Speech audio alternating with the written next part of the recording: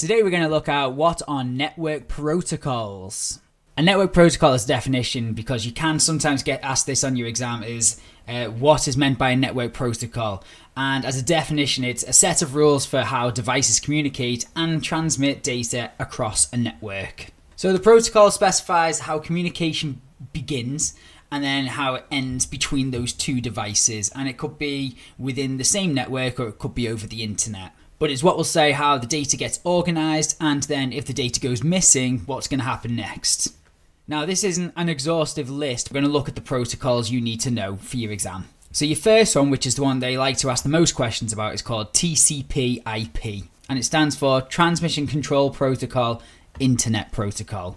Now, TCP is probably like the main protocol which allows packets of data to reach where they're going and make sure that everything's spot on. So it will say how the devices are going to communicate, how that data is going to get split, how they get rearranged once they've arrived, and it will check that they've all been sent and delivered correctly. The IP part of that, as we've mentioned in a previous video, it stands for Internet Protocol. So you can think that if the data is going to be getting sent over the internet, then they need IP to make sure that it will reach their destination over the internet. Now, HTTP is probably one that you've definitely seen before at the top of your browser, maybe if you are on a website using Google Chrome, something like that. And it stands for Hypertext Transfer Protocol. As we said, it's what browsers will use to access the website and then communicate with the web servers wherever the website is being stored in the world. If we go on further than that, there's HTTPS, where the S then stands for secure. So any information that's being transmitted to that website, it could be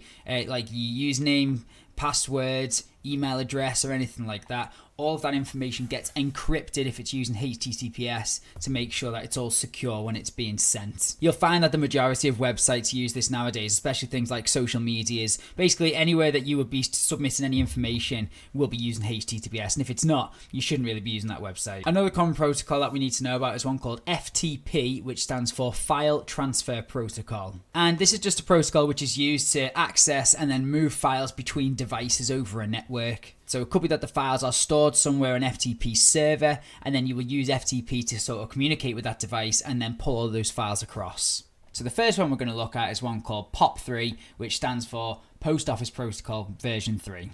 Now, if we think once you're trying to access your emails, they are stored somewhere on a server. Then if you receive those emails but don't want them to stay on the server, then you would use POP3 because then it will remove it from the server, but then you would then retrieve your email and still get it. But if you want it to stay on the server in case you want to access it again later, you could use one called IMAP, which stands for Internet Message Access Protocol. And this is where you will receive a copy of the email from the server instead, and it will still also exist on the server. The final email protocol is SMTP, which stands for Simple Mail Transfer Protocol. Even though the S stands for simple, a good way to remember this one is to pretend that the S stands for send instead, and then we can remember what this one's used for, which is for sending emails. There's a concept that we need to know for the exam, which is something called layers. And layers get considered and thought about because it helps us break down the complex problem about transferring data across a network. And in our last video, we talked about standards and how it can make products from other manufacturers make some sort of agreement and protocols that they're going to use to be able to communicate. We can focus on one area of the layers so that we can design software that's for one particular layer, and it will just simplify that whole process of how these devices are actually going to communicate. Now, in the 4-layer model, the layers that we need to know about are the application layer, the transport layer, the network layer, and the link layer. You can assume that these layers are what will decide whereabouts that protocol will sit in that process of communication between the devices. If a manufacturer wanted to develop a protocol which was around transferring files, then that would sit in the application layer, and they could develop then something which is similar to FTP, for example, or HTTP, because it's the transfer of data. If the manufacturer was looking at something around communication about how packets are going to be sent between devices, then that will be somewhere around the transport layer, which is things like TCP. So by understanding the layer model, it will just allow us to think about what protocols there are and whereabouts they would sit in development of new protocols for different manufacturers and their products. And as long as the data that is received in the correct format, then the layers don't need to worry about each other. They only need to worry about the one thing that they are doing. Okay, so a few extra questions today, but a little bit shorter on our answers, so hope you don't mind. So question number 1 is what is meant by a network protocol? Question number 2 is what is meant by a layer? Question number 3 is what is an advantage of using layers? And then I want you to identify protocols for the following scenarios.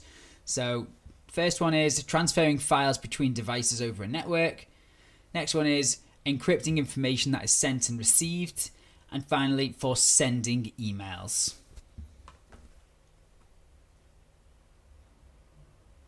Okay, let's have a little look at the answers then. So question number 1 is what is meant by network protocol? Nice simple answer. They are the rules for communication between devices on a network. Question number 2 is what is meant by a layer? And a layer is a group of protocols. And you could have written that layers are self-contained. Question number 3, what is an advantage of using layers? So layers can be changed without other layers being affected.